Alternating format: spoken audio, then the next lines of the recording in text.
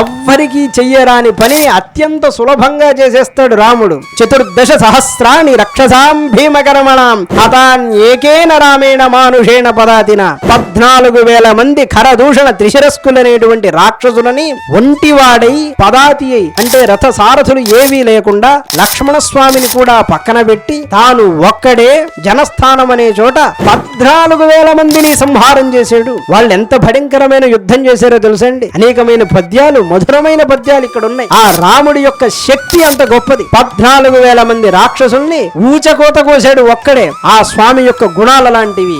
ఏక ప్రియ దర్శన.